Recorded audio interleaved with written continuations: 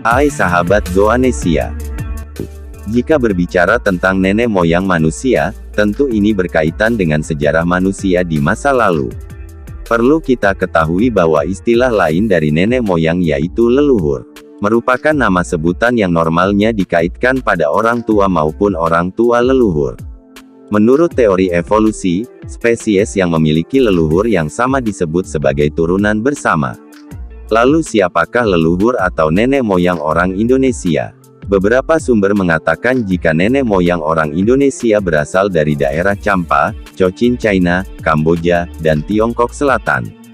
Mereka termasuk rumpun bangsa Austronesia yang terdiri dari ras Mongoloid dan ras Austro-Melanosoid. Lalu bagaimana ras tersebut bisa ada di Indonesia? Berikut ini sedikit akan Zoanesia jelaskan. Bukti menjelaskan jika Indonesia pernah dihuni berbagai jenis manusia purba. Kebanyakan dari mereka tentu sudah punah karena perkembangan zaman. Meskipun beberapa di antara mereka masih bertahan, pastinya sudah mengalami perubahan secara perlahan. Salah satu yang masih bertahan adalah Homo wajakensis. Triworo Setyaningsih dalam buku Kehidupan Masyarakat pada Masa Praaksara, Masa Hindu-Buddha, dan Masa Islam 2019 mengatakan bahwa persebaran nenek moyang bangsa Indonesia ke arah timur dan barat. Di bagian timur, mereka berada di Papua, Pulau Seran, Sulawesi Selatan, dan Kepulauan Kai. Untuk di bagian barat, mereka menetap di Sumatera Timur. Nenek moyang bangsa Indonesia yang menurunkan generasi paling banyak sekarang ini dipelajari berasal dari benua Asia. Menurut von Heingelden, nenek moyang bangsa Indonesia berasal dari daerah Yunan. Diperkirakan sejak tahun 2000 sebelum Masehi hingga 50 sampai 0 sebelum Masehi, terjadi gelombang perpindahan dari bagian Asia, Yunan ke wilayah Nusantara. Pendapat tersebut dikuatkan dengan kesamaan hasil kebudayaan yang ditemukan berupa beliung atau kapak persegi di Sumatera, Jawa, Kalimantan, dan Sulawesi bagian barat. Alat yang berupa kapak persegi atau beliung ini juga ditemukan di Siam, Burma, Vietnam, Kamboja, dan khususnya di Yunan. Dua gelombang nenek moyang. Kedatangan nenek moyang bangsa Indonesia tersebar ke seluruh Indonesia. Persebaran nenek moyang di Indonesia terbagi menjadi dua kelompok, yakni 1. Proto Melayu atau Melayu Tua. Bangsa Proto Melayu tiba di Indonesia sekitar 2000 sebelum Masehi. Mereka membawa budaya Neolitikum, batu baru.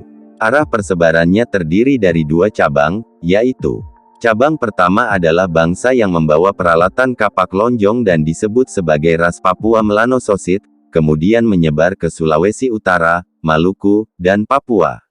Cabang kedua adalah bangsa Proto Melayu yang disebut ras Austronesia.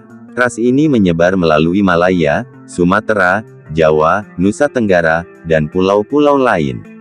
Hasil kebudayaan yang mereka bawa adalah kapak persegi. 2. Bangsa Detero Melayu atau Melayu Muda. Sekitar tahun 500 sebelum Masehi, bangsa Detero Melayu tiba di Kepulauan Indonesia. Kedatangan mereka tidak serta-merta hanya singgah, melainkan juga menetap. Mereka juga membawa kebudayaan logam yang berasal dari Vietnam Utara. Kebudayaan logam yang dibawa seperti nekara, bejana, perunggu, candrasa, arca, dan manik-manik. Penyebaran bangsa ini bermula dari daratan Asia ke Thailand, Malaysia, dan menuju Indonesia. Gelombang terakhir ini masih tergolong ras Austronesia. Pada perkembangannya, ras Papua Melanosoid, Asutronesia, dan sisa ras Austro Melanosoid melahirkan berbagai macam suku bangsa yang tersebar di seluruh Indonesia. Corak kehidupan nenek moyang bangsa Indonesia menjelang memasuki zaman sejarah dibedakan sebagai berikut. Masyarakat agraris, yaitu masyarakat yang menggantungkan hidupnya secara ekonomi dan pemenuhan kebutuhannya pada bidang pertanian. Masyarakat bahari, yaitu masyarakat yang menggantungkan kehidupan ekonominya secara langsung maupun tidak langsung pada pemanfaatan daya laut. Masyarakat seni, yaitu dapat dipahami sebagai sekelompok manusia yang menggantungkan kebutuhan ekonominya dari hasil seni. Masyarakat religius, Yaitu dapat disimpulkan bahwa masyarakat religius adalah masyarakat yang mempunyai suatu kepercayaan terhadap adanya sesuatu kekuatan kodrati di atas manusia dalam menghadapi perubahan zaman dan degradasi moral. Mereka lebih taat beragama dan menggantungkan segalanya hanya pada Tuhannya. Jika dilihat dari ajaran agama Samawi, diterangkan bahwa manusia pada awalnya yaitu satu bapa dan satu ibu, yaitu Adam. Namun mengapa bisa ada perbedaan postur, warna kulit serta bentuk fisik yang mencolok pada manusia?